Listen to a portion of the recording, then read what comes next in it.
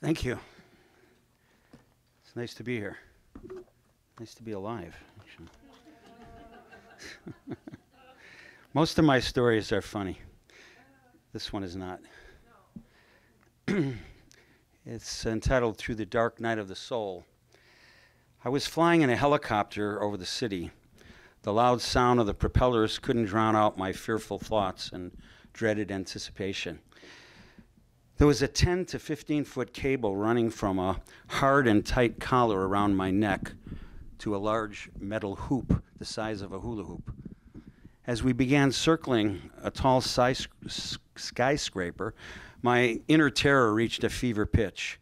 We flew closer to the top of this tall building, and several big men dragged me to the door of the copter. I couldn't believe this was happening.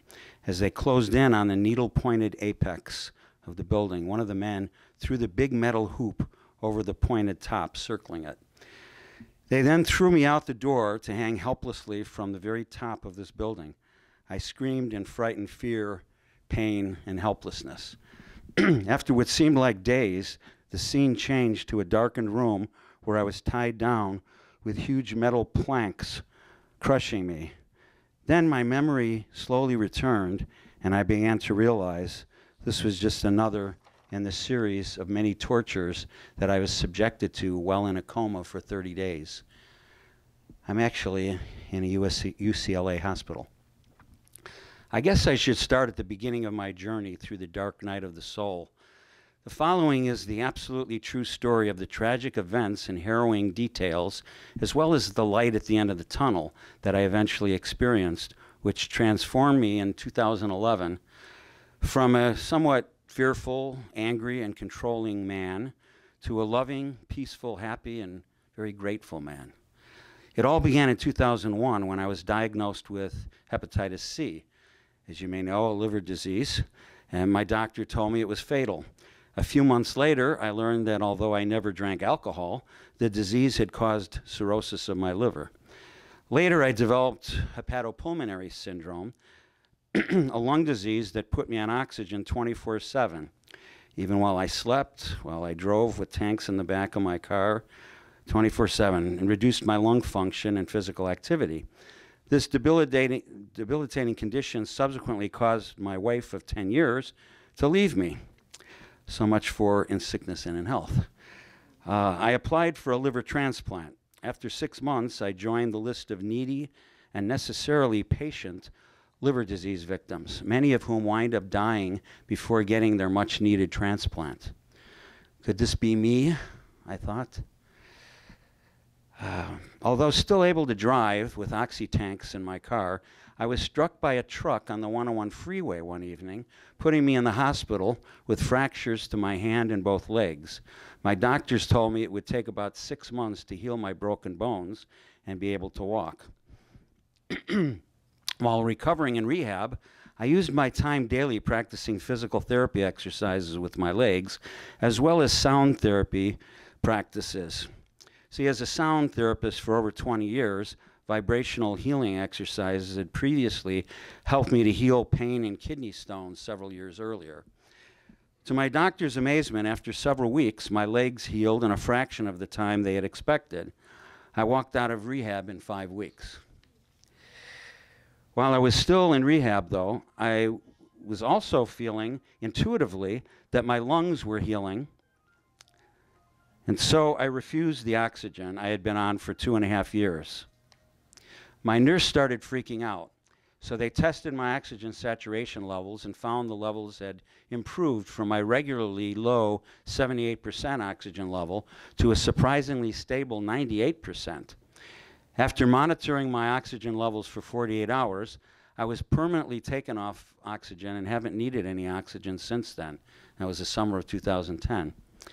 Despite my doctors insisting there was no cure for my hepatitis C, I had been diligently working with vibrational healing principles since I learned I had this fatal disease.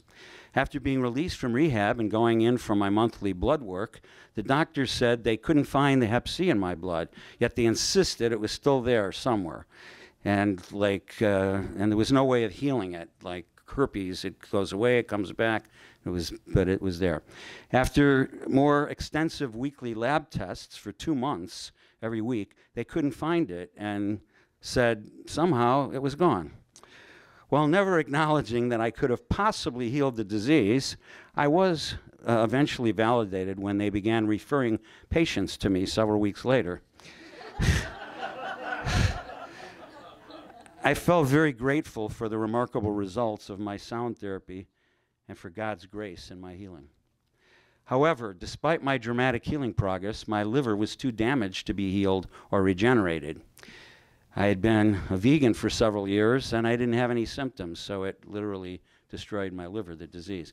And being trashed by cirrhosis, only a transplant could save my life.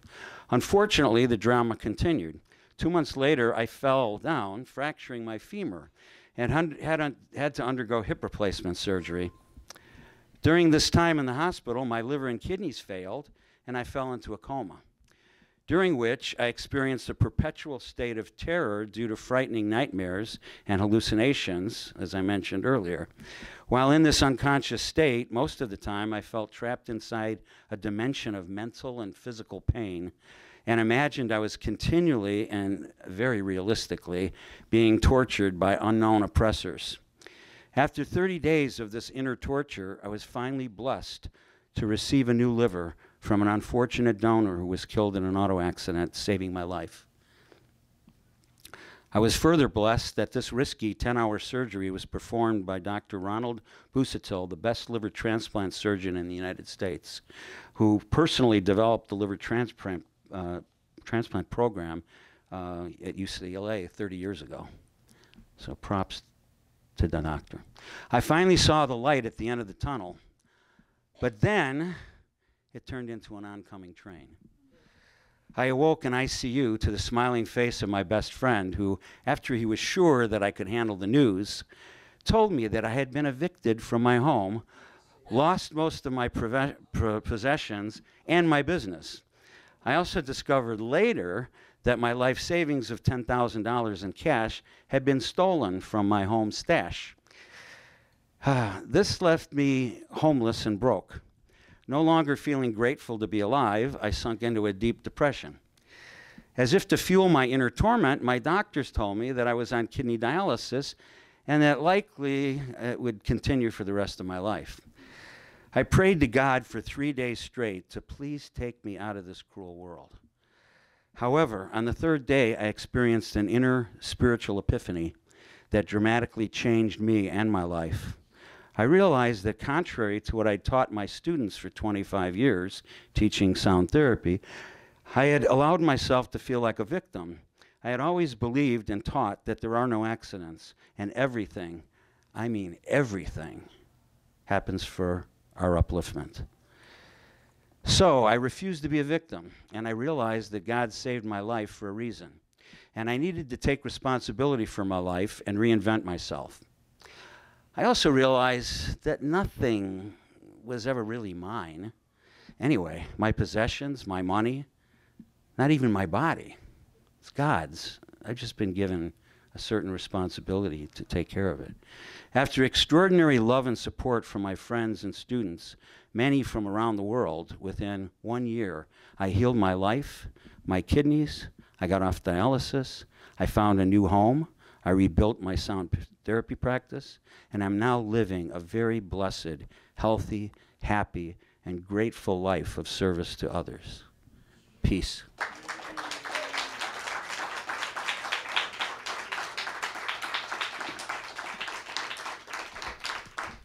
Thank you, and if you'll continue to indulge me, I want to share my feelings in a song.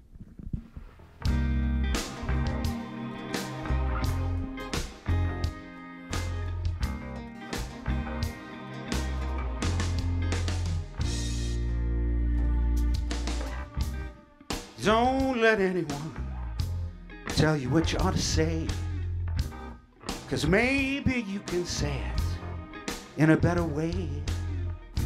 Don't let anyone tell you what you ought to do, 'cause there's no one who does it quite like you. Just heal yourself Get out and join the dance. Just trust yourself. It's time to take a chance and love yourself. You don't have to hide. Heal yourself. Believe in what's inside.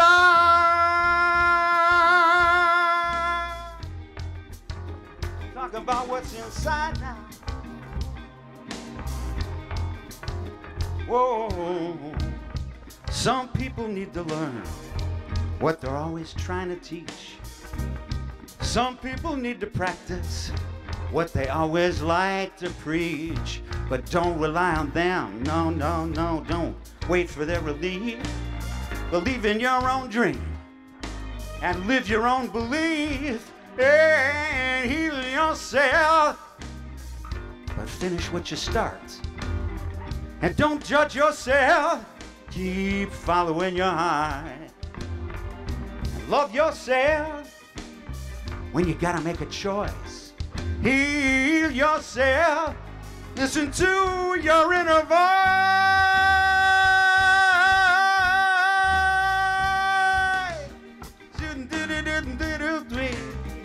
Oh, it's all inside.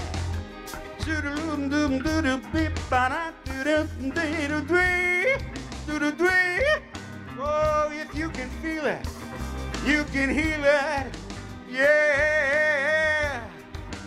Whoa, now they're pulling on our coats, my friend, selling us their points of view. But trying to change the world, it's not the way for me or you. We can only heal ourselves. If we truly want to heal, let's open up our hearts to live, to love and feel and heal ourselves. There's just no other way to have it all. We've got to give it all away. So love yourself. It'll come right back to you.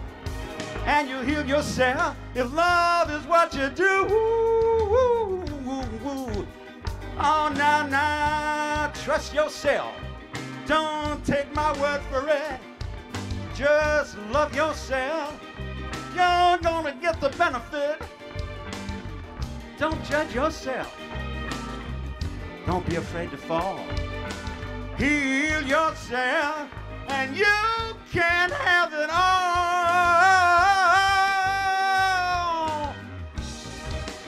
Heal yourself. Get out and join the dance.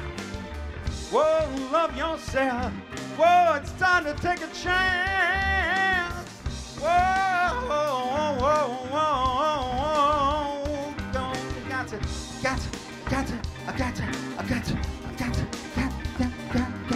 feel it. You can heal it. When we feel it, we can heal it. Come on and feel it, and you'll heal it. I want you to feel it, and we'll heal it. Whoa, whoa, whoa, whoa. Yeah.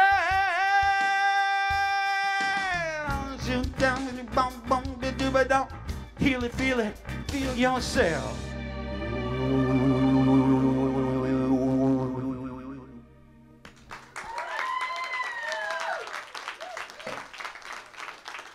Thank you very much.